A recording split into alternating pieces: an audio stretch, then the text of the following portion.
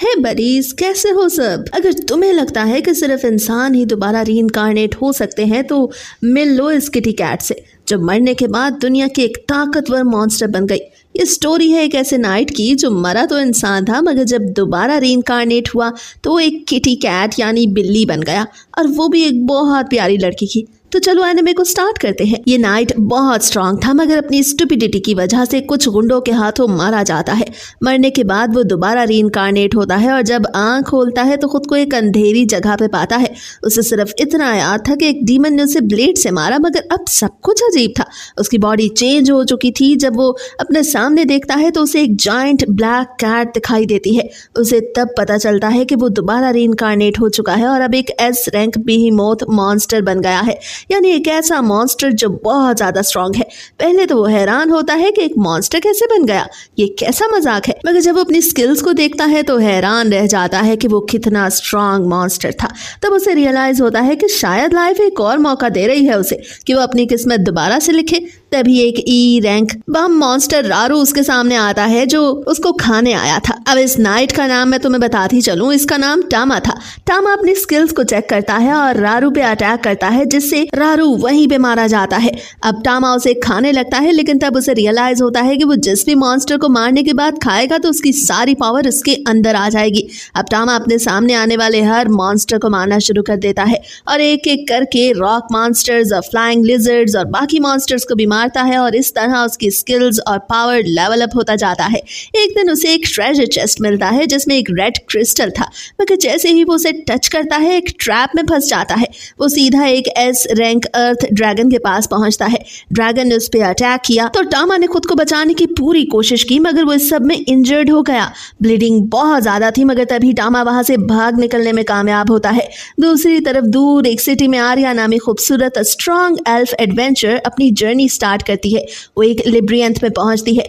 Guards उसे रोकते हैं, मगर वो अपना पेंडेंट दिखाती है जिसपे उसे अंदर जाने दिया जाता है। अंदर जाते ही वो अपनी स्वर्ड्स को निकालती है। तब उसे एक फीमेल वॉरियर याद आती है जिसने उन्हीं स्वर्ड से डीमंस को हरा दिया था। बहुत ज्यादा ब्लीडिंग होने की वजह से इधर टामा बेहोश होकर गिर पड़ता है, लेकिन लकीली आर्या उसे देख लेती है।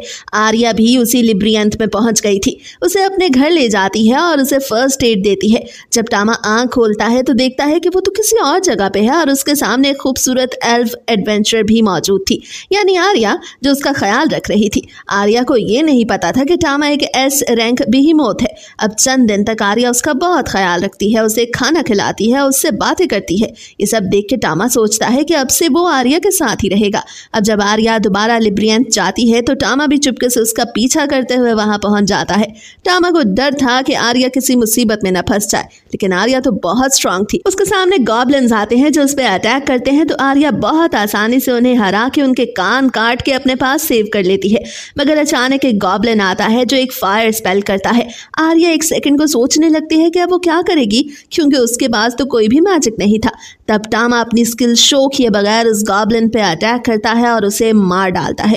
ये देख के आर्या हैरान हो जाती है कि एक किटी कैट यानी बिल्ली ने किस तरह उसकी जान बचाई।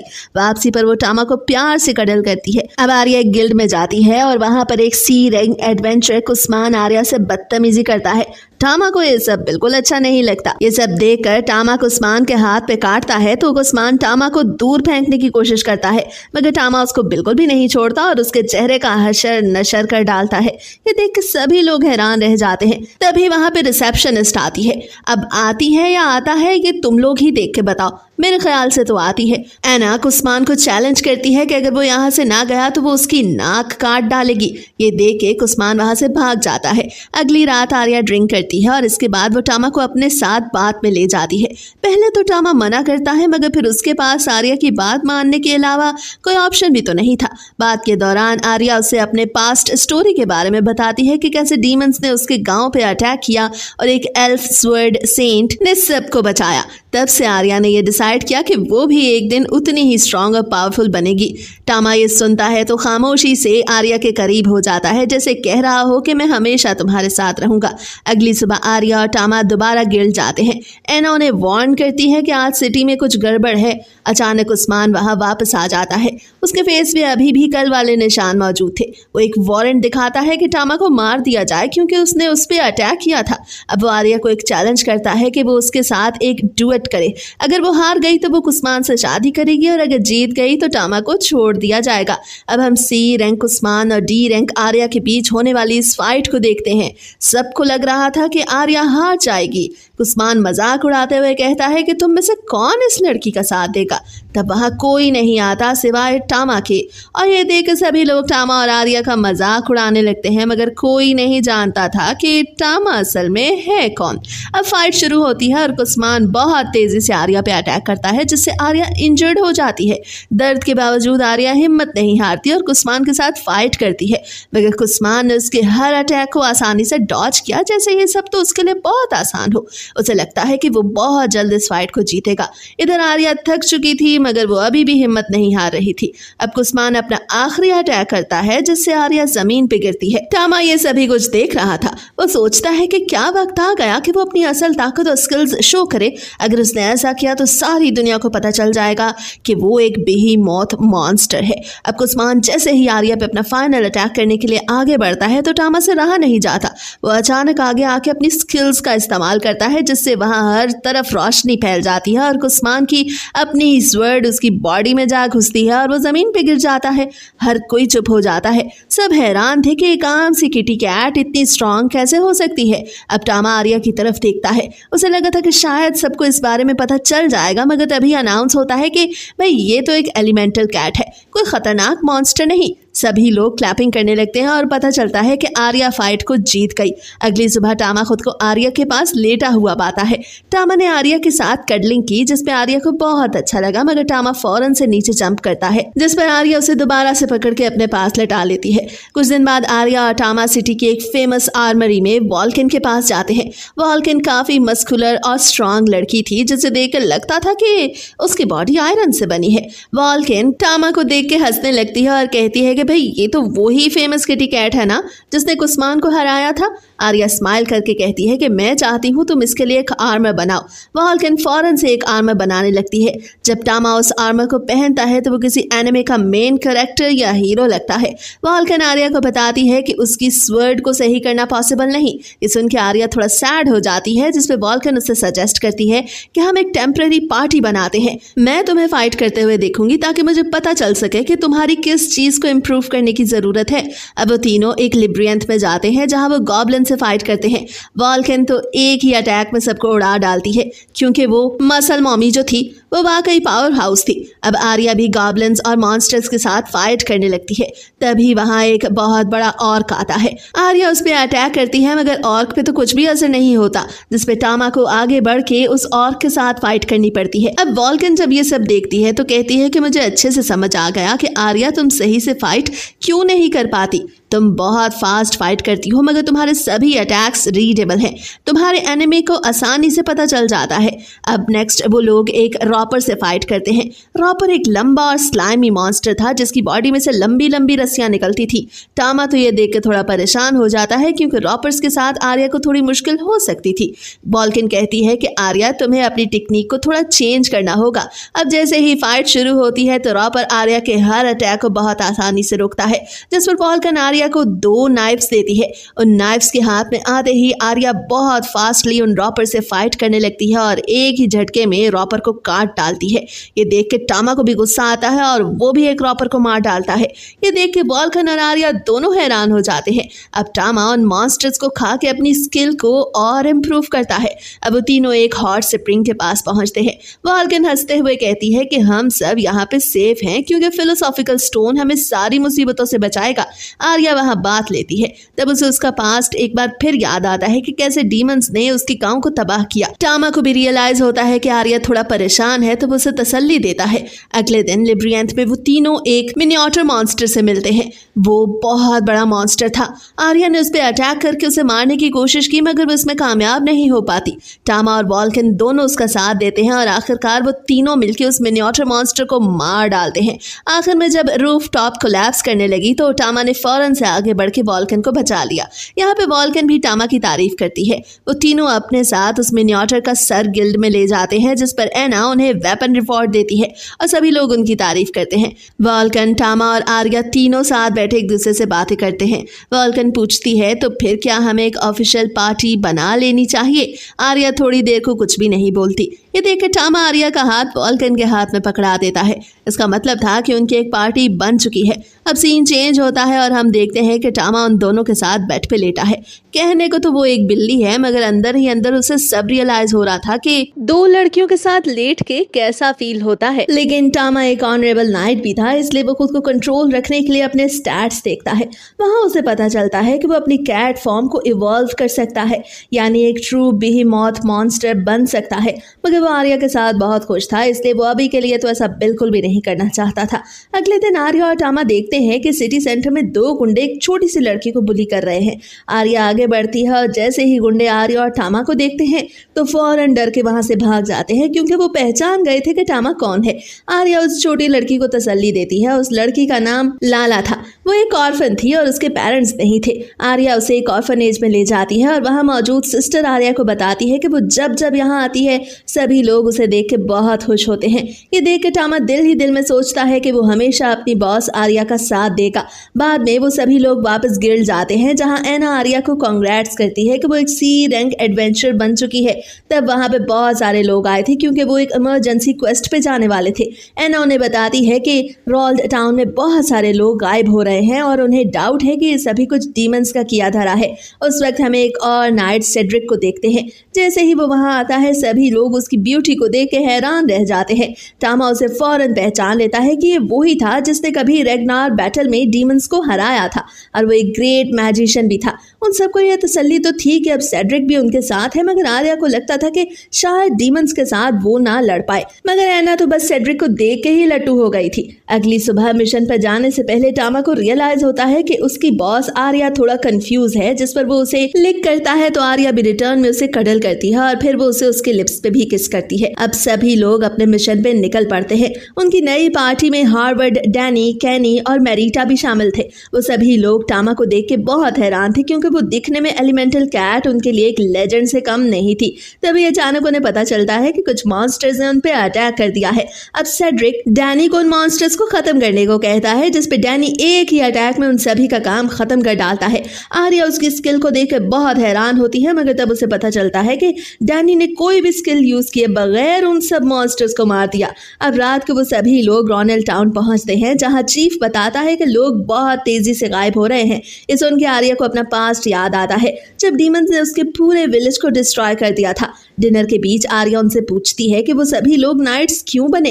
कुछ बताते हैं कि उन्होंने पैसे कमाने थे, कुछ बताते हैं कि वो फेमस होना चाहते थे। इस सब के बीच सेड्रिक बताता है कि जब उसकी फैमिली ने उसे डिसओन किया तो वो एक नाइट बन गया। इसके बाद सभी फीमेल्स बाथ लेने जाती हैं। वो सभी टामा को भी अपने साथ ले गई थी। टामा एक ऑनरेबल नाइट था, लेकिन वो लड़कियों के साथ बहुत ज्यादा शर्मा रहा था। इसके बाद वो सभी लोग एक डंजन में जाते हैं। उन्हें नहीं पता था कि कोई उन पर नजर रखे हुए है। तब एक मॉन्स्टर्स की आर्मी उन पर अटैक करती है, मगर वो सभी लोग उन्हें हरा देते हैं। टामा अपनी वाटर शूटिंग स्किल्स का इस्तेमाल करता है, जो उन मॉन्स्टर्स को फौरन ही मार देती है। ये देख के बाकी सभी लोग भी टामा की तारीफ करने लगते हैं। अब हमें पता चलता है कि वो शख्स जो उन पर नजर रखे हुए था उसका नाम बैरल था। उसे ये भी पता चल जाता है कि टामा कोई आम कैट नहीं। ये देखकर वो एक ट्रैप में उन सभी को फंसाने के लिए एक मैजिक बॉल बनाता है और टामा को उन सभी से अलग कर लेता है। अब टामा अकेला था। बहरहाल वहां पे अपने मॉन्स्टर्स की एक आर्मी भेजता है, जिसपे टामा टामा उन सबको मारने के लिए अपनी स्किल का यूज करता है, मगर वो ये देख के हैरान हो जाता है कि वो जिस भी मॉन्स्टर को इंजर्ड करता था उसकी बॉडी पार्ट वापस आ जाते थे। टामा समझ जाता है कि ये एक बहुत बड़ी प्रॉब्लम है और वो इस प्रॉब्लम में फंस चुका है।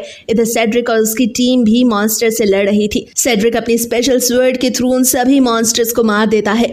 तब हमें पता चलता है कि उसने अपने डार्क मैजिक का यूज करके उन मॉन्स्टर्स को मारा। अब टामा भी अपनी स्किल्स को यूज करने का फैसला करता है। वो फायर स्पेल यूज करता है।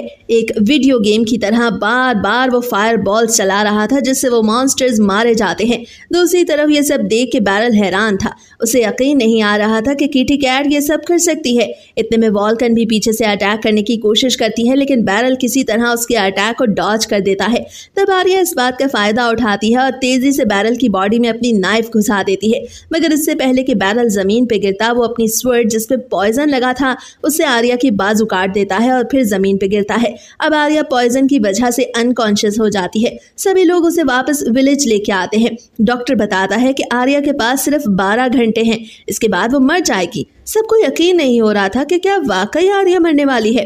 वो डॉक्टर से कोई सोल्यूशन पूछते हैं जिसपे डॉक्टर बताता है कि इस पॉइजन का ट्रीटमेंट सिर्फ ड्रैगन आई से बनने वाले एंटीडोट से ही किया जा सकता है। अब सब सोचने लगते हैं कि आखिर वो अर्थ ड्रैगन को कहाँ ढूंढेंगे, मगर तब टामा किसी को कुछ बताए बगैर अपनी स्किल्स का यूज करता है और हवा में उड़ के उस जगह पहुंच जाता है जहाँ पर अर्थ ड्रैगन के साथ वो पहले भी फाइट कर चुका था, क्योंकि वो अपनी एल्फ मास्टर को बचाना चाहता था। अब टामा वहां पे अपना बेहीमूथ मोड ऑन करता है और खुद को एक बहुत बड़े मॉन्स्टर में ट्रांसफॉर्म कर लेता है। अब हम उस बहुत बड़े ड्रैगन और बेहीमूथ मॉन्स्टर यानी टामा के दरमियान एक जबरदस्त फाइट देखते हैं। ड्रैगन टामा की गर्दन में अपने दांतों को घुसा देता है। ड्रैगन को लगा था कि शायद उसने टामा को मार गिराया, मगर टामा इस बात का फायदा उठाते हुए अपनी टेल से ड्रैगन का सर ही उतार फेंकता है।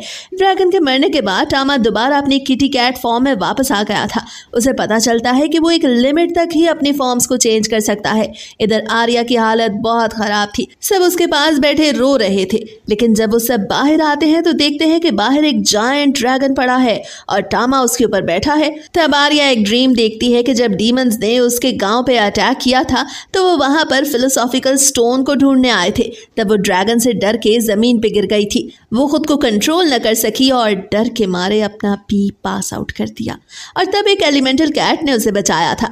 तभी से आर्या को कैट्स बहुत ज्यादा पसंद थी। अब टामा की लाई हुई ड्रैगन आई से डॉक्टर फौरन एंटीडोट रेडी करता है और इस तरह आर्या को बचा लिया गया। इधर टामा दोबारा डंजन में जाता है। तब वो दोबारा से अपने बेहीमूथ मोड को ऑन करने की कोशिश करता है, मगर वो ऐसा नहीं कर पाता क्योंकि अब वो अपनी नई ड्रैगन स्किल्स को यूज करना चाहता था। तब वो एक मॉन्स्टर बुल के साथ फाइट करता है। अब टामा अपनी स्किल से बहुत आसानी से उस जायंट बुल को जमीन पे गिरा देता है। तब उसे एक आवाज आती है। वो पीछे मुड़ के देखता है तो पता चलता है कि वहां पे एक लड़की है। वो टामा को देख के उसकी तरफ बढ़ती है और कहती है कि आखिर मैंने तुम्हें ढूंढ ही लिया। ये सुन के वो हैरान होता है और सोचता है कि ये है कौन, मगर वो लड़की एक ही बात पे अड़ी हुई थी कि वो टामा के साथ रहना चाहती है। वो जानती थी कि टामा कौन था। टामा ये सुन के घबराने लगता है और वहां से भाग जाता है। वो लड़की भी उसके पीछे पीछे भागती है। आखिरकार टामा किसी तरह अपनी जान बचा के वहां से भाग निकलने में कामयाब होता है। घर आके वो आर्या के साथ सो जाता है, लेकिन सोते हुए भी वो उस अजीब लड़की के बारे में ही सोचता है। उसे लगा था जैसे उसने पहले भी उसे कहीं देखा हुआ है। वो अर्थ ड्रैगन से रिजेंबल करती थी। अगले दिन आर्या टामा और खुद को एक अच्छा सा ड्रेस पहनाती है और फिर दोनों पिकनिक के लिए जाते हैं।